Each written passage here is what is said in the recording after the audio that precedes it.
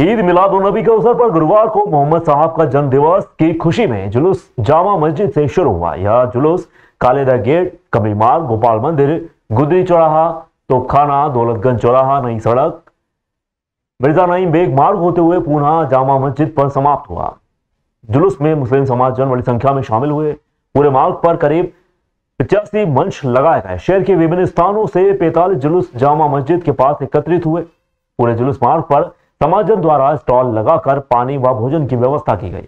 वहीं मंच से जुलूस में सम्मिलित होने वालों का स्वागत हुआ।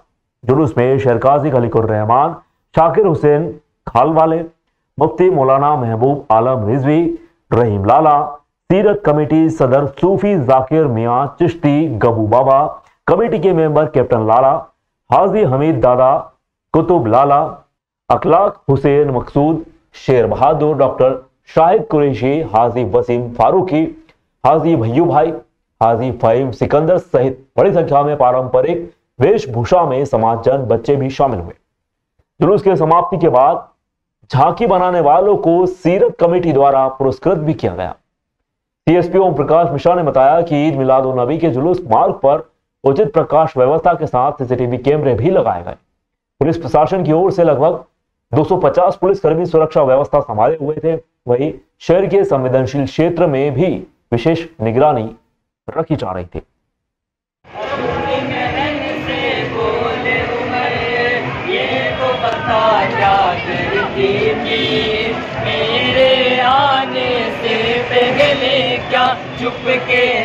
अरफत का जुलूस है और एक ऐसा जुलूस है जिसकी खुशी उज्जैन ही नहीं बल्कि दुनिया के हर कोने के अंदर मनाई जाती है।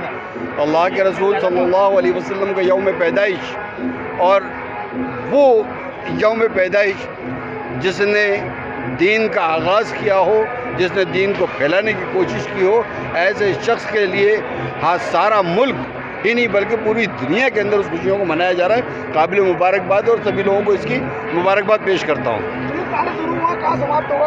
जुलूस जामा मस्जिद से शुरू हुआ है।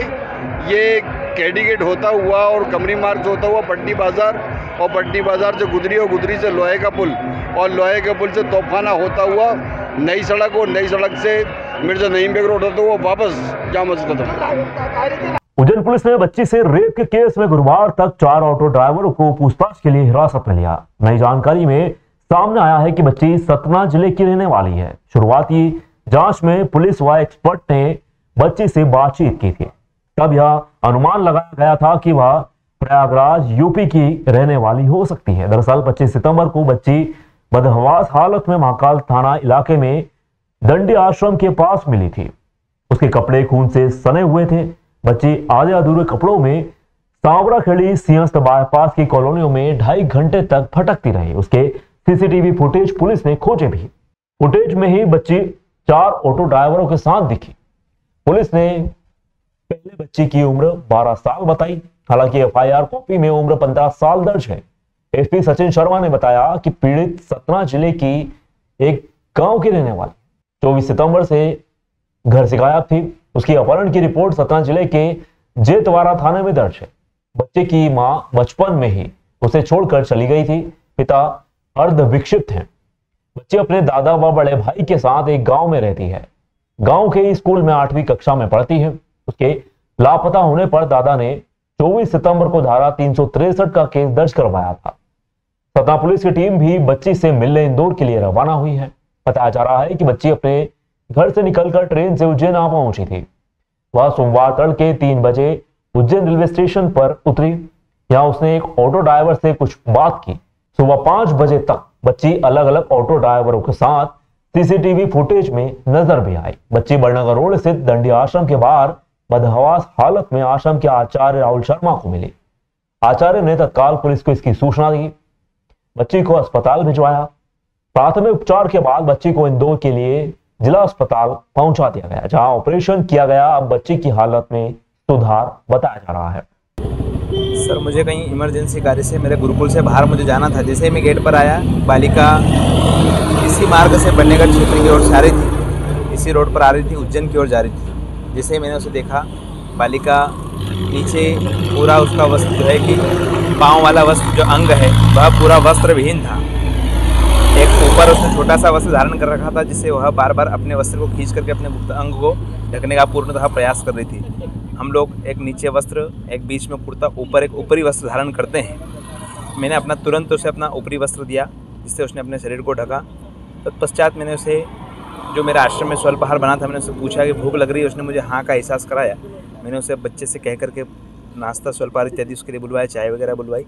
उसने जितना उसको लगा उतना खाया। मैंने उससे बार बार उससे पूछने का प्रयास किया कि तुम्हारा नाम क्या है, तुम अपने कहाँ से आई हो, कहाँ रहने वाली हो, यहाँ इधर किस समय से इस क्षेत्र में हो, या तुम्हारी दुर्दशा किसने की है, वह तुम्हारे माता पिता को कोई नाम नंबर याद हो तो वह मुझे बताओ, और आप यहाँ बिल्कुल जो है कि सुरक्षित है, यहाँ किसी प्रकार का भय आपको नहीं है। ऐसा मैंने बार बार उसे विश्वास दिलाया।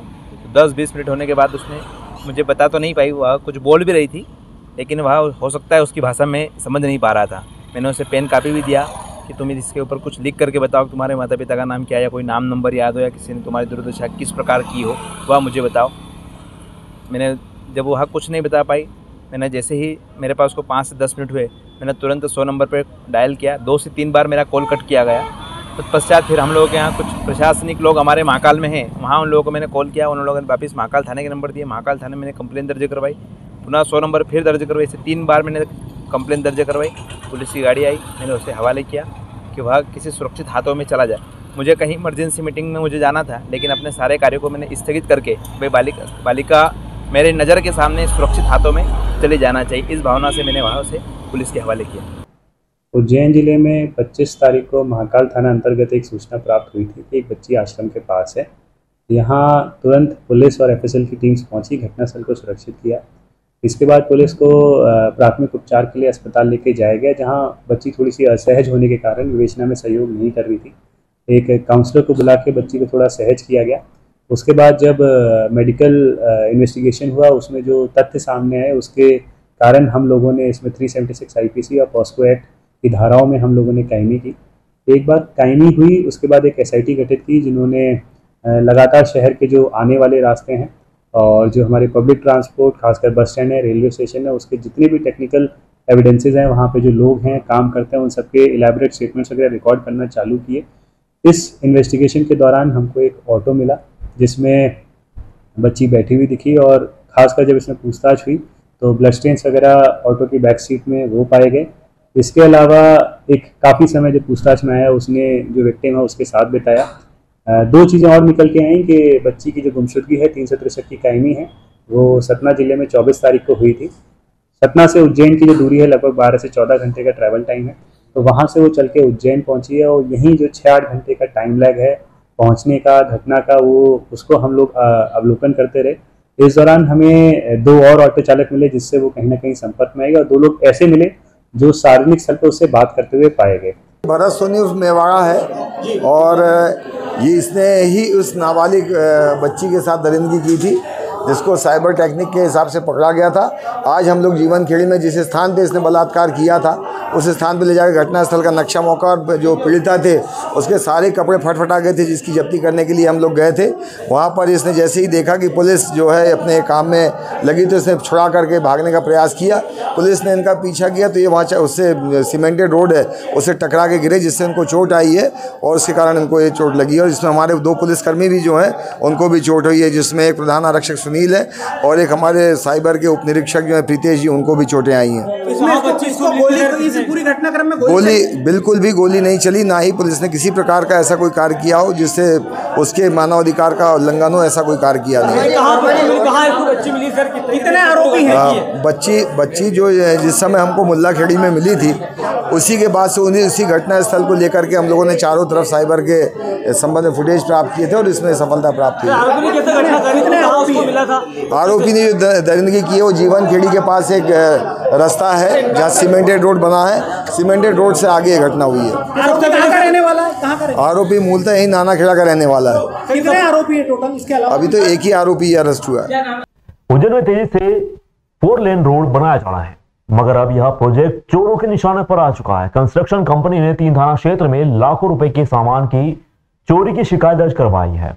NHAI द्वारा देवास से उज्जैन, उज्जैन से बदनावर, उज्जैन से आगर व इंदौर से गरुड़ रोड पर निर्माण किया जा रहा है। इसमें देवास से उज्जैन, उज्जैन से आगर रोड का निर्माण लगभग समाप्त हो चला है। उज्जैन से बदनावर व इंदौर से गरुड़ रोड का निर्माण तेज गति से चल रहा है। उज्जैन से बदनावर रोड का निर्माण भी जीआर कंस्ट्रक्शन कंपनी द्वारा किया जा रहा है। कंपनी को अभी तक चोरों ने करीब 10 लाख रुपए का चूना लगा दिया है। जीआर कंपनी के प्रतिनिधि ने थाना चिंतामन, इंगोलिया व बड़नगर में कंपनी की जगह जगह चल रही साइट पर से सरिया, मशीन एवं अन्य उपकरण की चोरी की शिकायत दर्ज करवाई है। कंपनी के लीगल हेड पुनीत दुबे के अनुसार चोरी किए गए सामान को कई जगह से कंपनी के कर्मचारियों ने जब्त भी किया है। अभी कंपनी से लगभग 5 से 10 लाख का सामान चोरी हुआ है। कंपनी अपने स्टोर की जांच के बाद फाइनल स्थिति में पहुंच पाएगी कि चोरियां कितनी बड़ी हुई हैं। देखिए, पिछले अगस्त के लास्ट वाले महीने में, अगस्त के लास्ट समय में और सितंबर में पूरा कतिपय जगहों पे बहुत सारी चोरी हो रही है, जिसमें हमारे कंस्ट्रक्शन सामग्री, सरिया, शटरिंग का नट बोल्ट इत्यादि सब चुरा करके ले जा रहे हैं लोग। चोर इतने शातिर हैं कि बगल में पड़े हुए, अभी पानी का समय सीजन था बरसात का, उसमें गड्ढे में डाल देते हैं, फिर देखते हैं कि सब लोग चले गए तो उस गड्ढे से उठा के रात को लेके जाते हैं। ऐसी घटनाओं का एक वीडियो क्लिप भी हमने बनाया था अपने साइट पे, जो हमारे सिक्योरिटी गार्ड ने जाके पकड़ा था। अब ऐसी घटनाओं को देखते हुए हमने हर एक थानों में एक एप्लीकेशन FIR दर्ज करने के लिए दे दिया है और अज्ञात के नाम पे FIR दर्ज हो गई है। एक चोर को तो बड़नगर थाने ने चिन्हांकन भी कर लिया है और उसको गिरफ्तारी भी होने वाली है।